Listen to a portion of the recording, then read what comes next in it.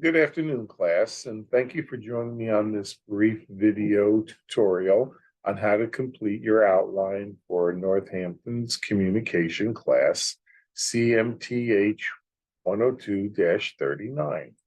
What I'd like to do is I'm going to share my screen and show you the basic outline format that you'll be using for your speeches in this course. This is a little different than the one that's already online, but I will go through it specifically. Now, this is what the final version of an outline would look like. And please remember that all outlines should have a works cited page in MLA format, which is Modern Language Association.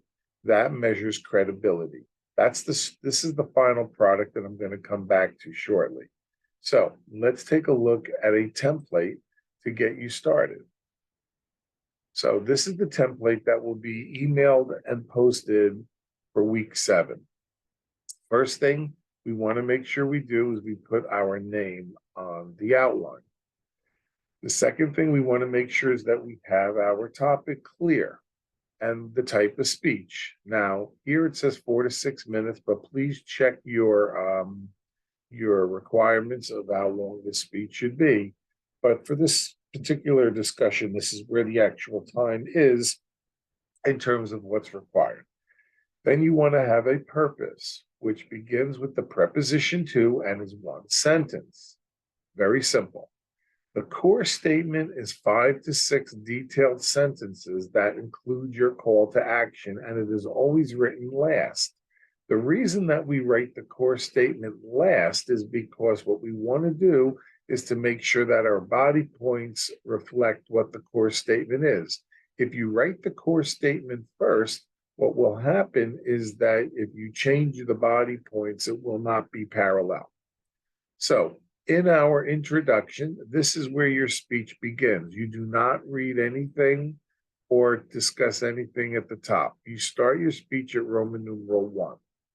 Your introduction should be 30 seconds or less, and it can be auditory, which would be considered music, or electronic, which would be a video clip.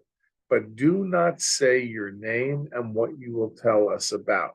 You will not speak until the first transition, which should sound like, now that I've interested you in different types of chocolate, let me tell you about the different prices related there too. Then your main point first might be history, and these are where you would list your subpoints. Your second main point might be the different types of chocolate.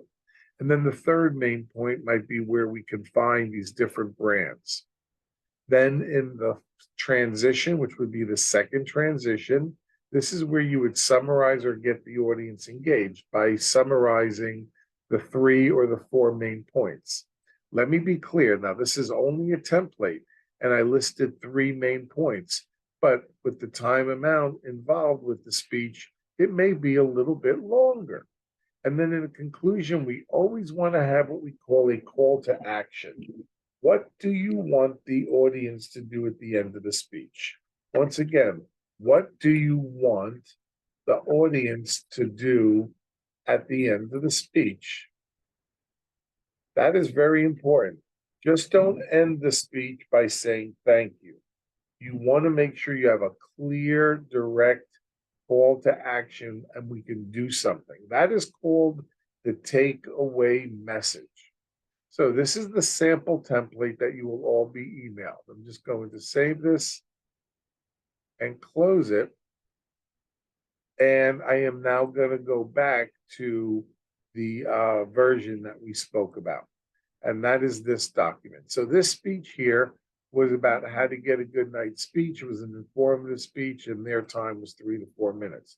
Remember, this is not the time that you're going to be using. Please look at the reference materials in your Blackboard shell as to the exact time. Here's the purpose: to inform the students on the methods of how to get a good night's sleep. Here's your core statement. In this case, he used a 20-second clip instead of 30 seconds, but 20 seconds he used. You want to use 30. And here was the YouTube clip or the URL.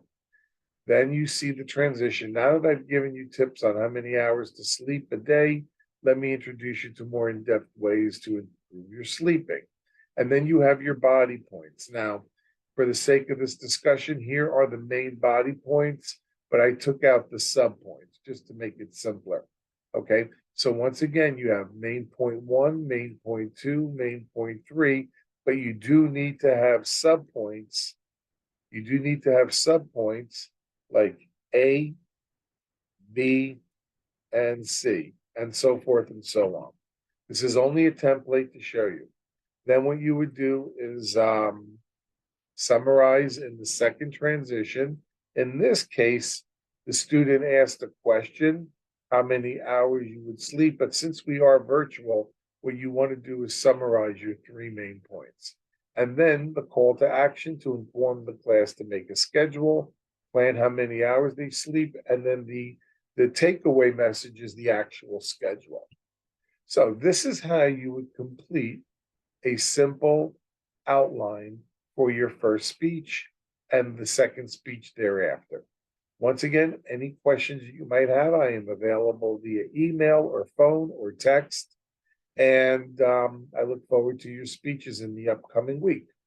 Once again, thanks for jumping in on this quick tutorial on how to complete a good outline.